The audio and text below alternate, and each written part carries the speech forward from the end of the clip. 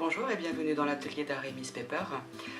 Aujourd'hui je vous propose un tuto concernant la colorisation. Donc ce tuto m'a été inspiré par trois personnes qui font régulièrement du mandala. Donc il s'agit de Marine, d'Emeline et d'Alexandra. Qui ont une panoplie de collections de crayons de couleur, etc.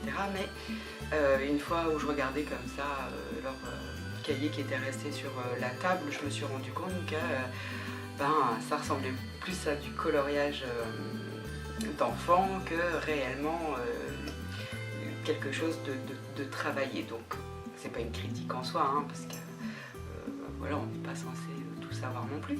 Mais du coup, je me suis dit, je vais leur montrer comment on peut faire pour mettre un peu de relief sur un dessin et puis donner un peu de peps avec quelque chose de vraiment simple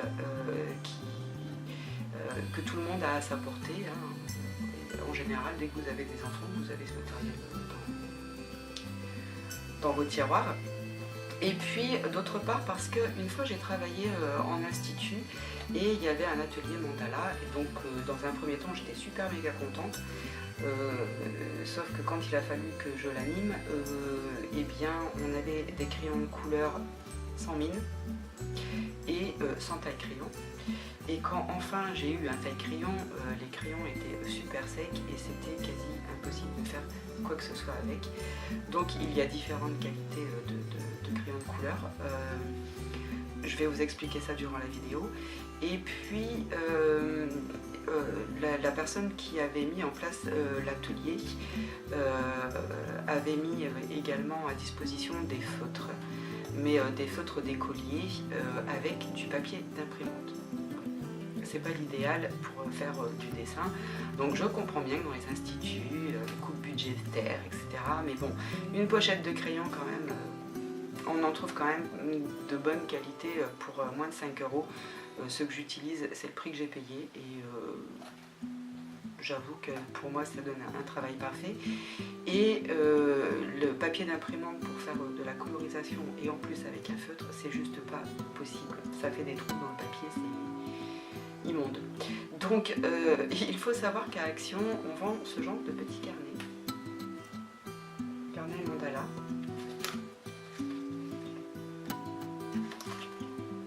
Il y a plein de styles différents. Ça coûte moins d'1 €. Et il y a dans ce petit carnet 128 dessins. Donc c'est un papier plus épais que le papier d'imprimante et ça permet au moins de faire un travail correct avec les crayons de couleur, au minimum. Les feutres, oui, mais pas tous, pas n'importe lesquels. Je vais vous montrer ça durant le tuto. Donc s'il vous plaît, faites quand même un effort. Ce petit carnet, moins d'1 € quand même à Action, avec plus de 128 dessins. Donc bon, je pense qu'on peut faire un petit effort de ce côté-là. Et puis je vous montre également, une fois que c'est coloré, ce qu'on peut en faire, tout simplement, parce que c'est joli, hein, c'est bien, ça déstresse, c'est sympathique, on passe un temps agréable, ça demande de la concentration, de colorier, donc forcément pendant ce temps-là on ne pense pas à nos problèmes, on s'évade. Et c'est parfait, c'est très bien, c'est très thérapeutique, j'aime beaucoup. Mais aussi, on peut aussi en faire quelque chose après. Donc c'est ce que je vous montre dans ce tuto. J'espère que vous prendrez beaucoup de plaisir. Bien sûr, je ne voulais pas du tout être péjoratif dans cette présentation de tuto, c'est juste que parfois il y a des choses qui me choquent. Bon, je ne parle pas pour mes filles ou pour son ami, hein, pas du tout. Là, c'était juste pour faire un petit clin d'œil et puis pour leur montrer comment apporter un petit peu de punch dans leur dessin. Mais pour les instituts, parfois il y a des choses qui me dérangent. Donc voilà, c'était juste une petite parenthèse et puis c'est toujours en accord avec mon métier. Je vous rappelle que je suis aide médico-psychologique, donc c'est le genre de choses qui me touchent, c'est obligé. Et donc il y a des choses que je peux difficilement laisser passer, donc voilà, je tenais à le dire, à expliquer les choses et puis à montrer simplement, et à montrer simplement qu'il y a d'autres possibilités pour faire des ateliers corrects avec un budget minimum. Voilà, là-dessus, je vous laisse découvrir le tuto et puis n'oubliez pas, soyez des messagers d'amour. Donc c'est parti, et là c'est le petit carnet que je vous ai présenté durant la présentation, que j'utilise, et j'ai pris un modèle un peu comme ça au hasard, pour un modèle qui me permettait de vous montrer différentes façons de faire. Donc là évidemment la vidéo est accélérée, parce que sinon ça aurait pris beaucoup trop de temps, et je commence avec des crayons de couleur tout à fait ordinaires. Ce sont les Giotto Stile Novo. Il faut savoir que plus un crayon est gras et plus il est facile de travailler la couleur. Plus il est sec, bien sûr, plus c'est compliqué. Donc la première technique, elle est toute simple, c'est juste que on vient effleurer le papier, le caresser, mais vraiment doucement, pour déposer petit à petit la couleur. Et puis on va travailler un peu les formes, les lumières, les ombres, bien que je ne suis pas du tout une grande spécialiste, j'ai pas fait les beaux-arts. Là je fais selon mon ressenti, selon ce que j'ai envie de voir apparaître. Et donc je viens déposer ma couleur d'abord en aplat, et ça veut dire je mets d'une seule teinte toute la surface, et puis je viens appuyer quelques zones en appuyant légèrement plus, et encore un peu plus, et encore un peu plus, et ainsi de suite, pour avoir différentes nuances. Je viens également mélanger avec différents couleurs, là je prends du jaune, mais après je vais utiliser un vert un petit peu plus foncé, et puis petit à petit je vais rajouter de la couleur comme ça, un peu là où ça me semble être bien, sans chercher vraiment à mettre de la lumière ou de l'ombre. Je veux juste un peu de relief en fait ici, pour ce dessin là en tous les cas, donc je viens petit à petit comme ça travailler, et puis je mets un peu aussi au niveau des contours. D'abord un bleu très pâle que je pose aussi en aplat tout le tour, et puis je viens entourer les feuilles en appuyant un peu plus, et puis un peu plus haut je vais prendre une couleur un peu plus foncé, un bleu marine, et puis je vais venir appuyer dans les creux des feuilles pour qu'elles se détachent un petit peu du fond, et qu'on ait l'impression qu'elles survolent un peu comme de l'eau, ou qu'elles flotteraient un peu comme si elles étaient au-dessus d'un cours d'eau. Donc là c'est juste une question d'appuyer ou pas sur le crayon, et d'effleurer le papier ou pas, de revenir avec les couleurs par-dessus pour fondre. Il n'y a rien de spécial, c'est juste de la technique, de l'entraînement, et rien de plus. Ici, toujours avec les mêmes crayons, je vais y ajouter de l'essence minérale inodore. Bon, la mienne elle vient de chez PBO, mais de PBO, pardon. Mais bon, vous pouvez prendre n'importe quelle marque, ça n'a pas vraiment d'importance. Et je vais utiliser avec cela des estompes. Donc ici, ça se travaille un petit peu différemment. On va mettre les couleurs pas forcément partout sur la zone à colorer, parce que avec l'essence minérale, de toute façon on va venir un peu étaler avec l'estompe, et puis ça va donc permettre de fondre les couleurs, mais ça va également effacer les traits de crayon qui sont un peu indésirables. Donc c'est pour ça que là je fais pas forcément un aplat, et puis je viens directement poser les couleurs là où je souhaiterais qu'elles soient, tout simplement. Donc là je suis partie sur quelque chose d'automnal plutôt. Donc je suis partie sur les rouges, les jaunes, les marrons, et je les mets un peu comme j'ai envie dans un premier temps. Je viens tremper le bout de mon estompe. Donc en fait une estompe c'est juste un papier qui est fortement roulé sur lui-même, et bien serré, et voilà, on l'utilise comme ça, on le trempe donc dans cette essence minérale, et puis on vient étaler doucement, et on peut venir retravailler par dessus une fois qu'on l'a fait, c'est pas fini. Alors il faut quand même y aller avec parcimonie, ne pas en mettre un peu trop, parce que sinon la pigmentation va fuser là où vous ne souhaiteriez peut-être pas que ça fuse. Donc on y va là aussi doucement. Donc pas dans la pigmentation, là j'y vais vraiment pleine force parce que je voulais vous montrer comment faire. Après on peut faire des choses aussi beaucoup plus légères, hein. Là c'était vraiment pour que vous puissiez bien voir à la caméra ce que ça donne, mais on peut faire aussi des choses plus légères en appuyant un peu moins sur le crayon et toujours avec la même technique. On vient estomper avec l'estompe et l'essence et vous voyez que petit à petit les couleurs se mélangent et les traits de crayon disparaissent. J'avoue que ça c'est une de mes techniques préférées parce qu'elle est facile, parce qu'on en garde quand même assez facilement la maîtrise, donc j'avoue que c'est une de mes façons de faire que j'aime énormément. J'ai oublié de vous préciser que les estompes elles se vendent telles quelles, hein, c'est pas moi qui les ai faites, je me suis pas amusée à tortillonner un bout de papier, hein, ça se vend comme ça dans le commerce et c'est pareil, c'est 3 francs 6 sous, ça dure très longtemps. Et il suffit simplement de bien les entretenir au fur et à mesure qu'on les utilise. L'idéal c'est d'avoir même plusieurs estompes. Là j'en ai utilisé qu'une parce que je reste sur les mêmes tons. Et ensuite pour les nettoyer on vient, voilà, ici j'ai pris une lime à ongles. Alors sachez après qu'il y a des petits carnets qui sont faits exprès, mais ça ressemble un petit peu à du papier à poncer. Voilà, je trouve que ça coûte cher pour ce que c'est, ça dure pas très longtemps, alors qu'avec une lime à ongles je m'en sers très longtemps. Et donc je viens simplement râper mon estompe tout en tournant pour garder ma pointe affinée.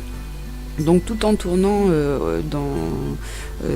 au niveau des doigts, je la fais râper sur ma lime à ongles et c'est comme ça que je la nettoie. Alors soit pour retirer la couleur et la faire redevenir blanche, ou soit simplement avant de la ranger pour la prochaine utilisation. Donc là, comme je voulais travailler du noir, forcément j'avais pas trop envie qu'il y avait du marron là dedans, donc j'ai nettoyé mon estompe et puis je suis d'abord venue déposer un aplat de noir en faisant légèrement, en appuyant légèrement pour que ça fasse plus gris que noir, et puis j'avais insisté un petit peu autour des feuilles et je vais revenir une fois que j'ai fait ça et que donc ma couleur ne fait plus de traits, je viens de nouveau avec le noir et où là j'appuie avec un petit peu plus de force aux endroits un peu stratégiques qui me permettent d'avoir de nouveau ce côté un peu flottant de la feuille. Il existe également différentes tailles d'estampes, tout comme il existe différentes estompes, hein. Il y a des estompes tourbillonnées. Moi personnellement j'utilise pas celles-ci, j'utilise celles qui sont toutes simples, elles sont pas tourbillonnées. Voilà, c'est une question de goût, mais là le dessin en l'occurrence il est fin, donc il me fallait quelque chose d'assez fin. Donc j'ai choisi cette estampe là, mais il en existe d'autres et de différentes grosseurs.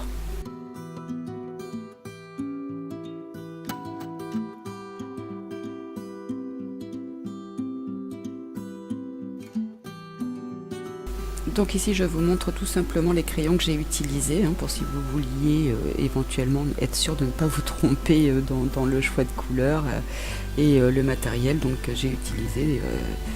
Vous voyez vraiment c'est tout simple, je crois qu'on ne peut pas faire plus simple en colorisation.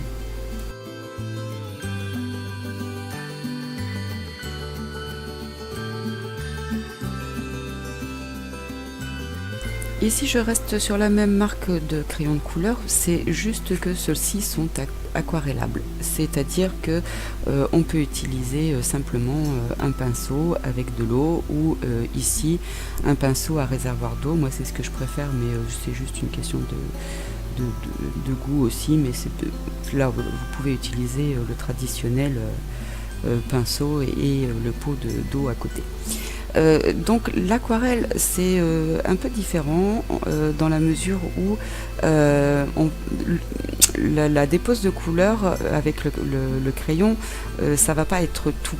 Le travail va aussi se faire au travers le pinceau, c'est-à-dire que je dépose ma couleur là où je souhaite, soit une seule couleur, soit 2 ou 3 couleurs, et puis je vais venir travailler avec mon pinceau pour l'étaler. Donc il y a des endroits que je vais laisser blanc justement pour avoir cet aspect de lumière ou au contraire d'ombre.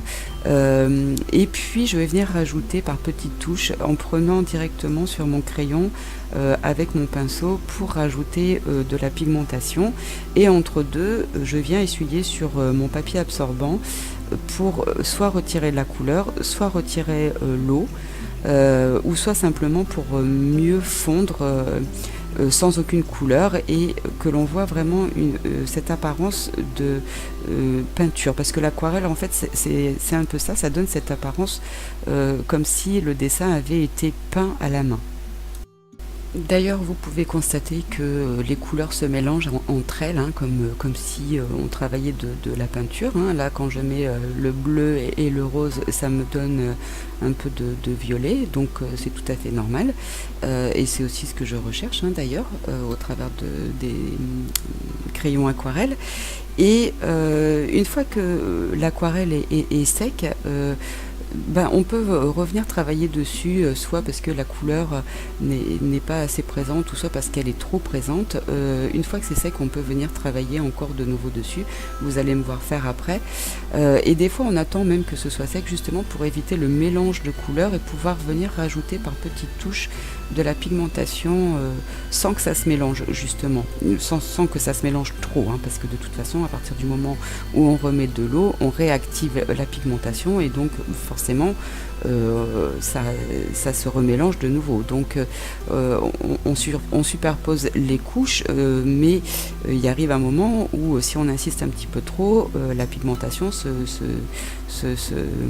remet de nouveau en action, et donc il faut vraiment attendre et y aller avec parcimonie pour avoir une superposition de couleurs. Ici, évidemment, j'ai pas cherché à représenter une saison, hein. C'était plus de nouveau pour vous montrer, et puis je ne sais pas pourquoi, mais Avatar m'est venu à ce moment-là en esprit. Donc Avatar, pour ceux qui ne connaissent pas, c'est un film de science-fiction, et donc voilà, ça fait partie de mes films préférés. Je me suis dit tiens, pourquoi pas. Donc voilà, et c'est ce qui m'a inspiré ces couleurs-là, hein. Ça n'a rien à voir avec ce qu'on trouve dans la nature, bien évidemment. C'était pas utile de vous le préciser.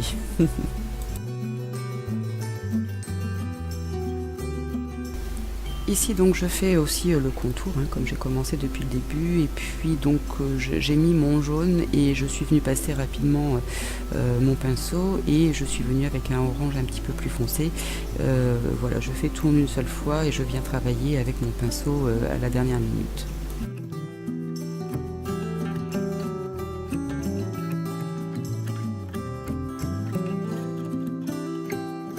Donc ici je vous montre que sur les pochettes en général, quand c'est aquarellable, quand les crayons sont aquarellables, il y a toujours un petit pinceau qui est sur la boîte. Donc voilà le matériel que j'ai utilisé.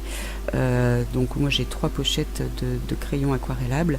Je reviens toujours au tout parce que ce sont mes préférés. Et voilà, ensuite les pinceaux comme je vous l'ai dit, et mon papier absorbant. On passe maintenant à une autre façon de colorer, hein. Donc là je vous présente les feutres Twin Marker. Donc ce sont des feutres à alcool, donc pas du tout les feutres qu'on utilise en général avec les enfants. C'est plutôt des feutres que les personnes qui travaillent les bandes dessinées, etc. Vont utiliser, parce que justement ils ne laissent pas de traces non plus sur le papier. Donc les Twin Marker, on les trouve aussi à Action. Ils sont vendus par 3 pour 99 centimes. Donc autant de passer en privé. Et si vous voulez vraiment découvrir le feutre à alcool, eh bien c'est pas utile de mettre plus cher dans un premier temps avec des pro marqueurs ou avec des Copics qui restent le top du top du feutre à alcool. Mais là il faut savoir que c'est carrément 4 à 5 € le feutre. Donc là c'est pareil, hein, j'avais pas de saison vraiment en tête, j'avais juste envie de travailler des couleurs froides, donc je viens avec simplement 2 bleus. Et alors le feutre à alcool, ça se mélange également, ça fuse, c'est l'alcool qui fait que ça permet justement de fuser, ça ne laisse du coup pas de traces non plus une fois que l'alcool est évaporé, ça s'éclaircit au fur et à mesure que ça sèche et comme vous pouvez le voir, ça laisse vraiment pas de traces, mais attention, quand on retourne la page, normalement il faut un papier bien spécifique pour travailler les feutres à alcool.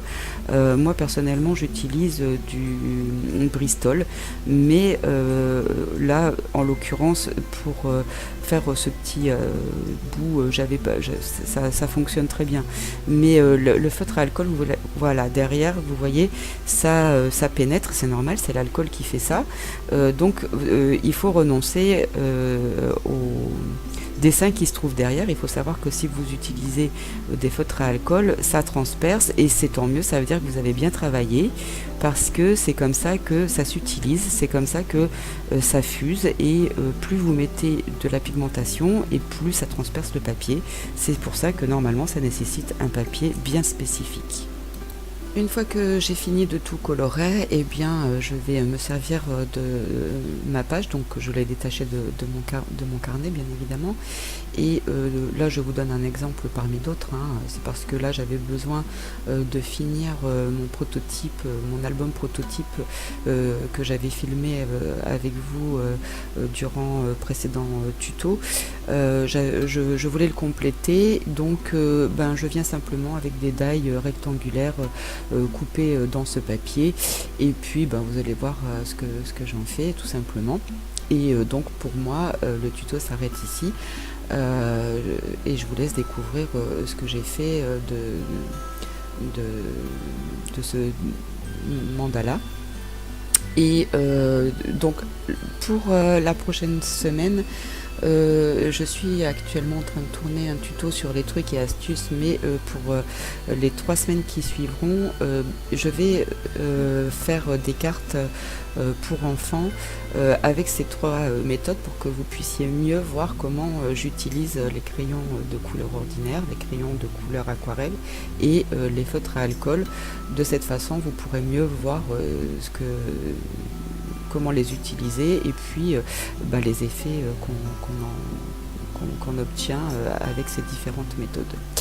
Là-dessus, eh bien, je vous souhaite une bonne fin de journée et puis, comme d'habitude, en attendant le prochain tuto, n'oubliez pas d'être des messagers d'amour. Au revoir.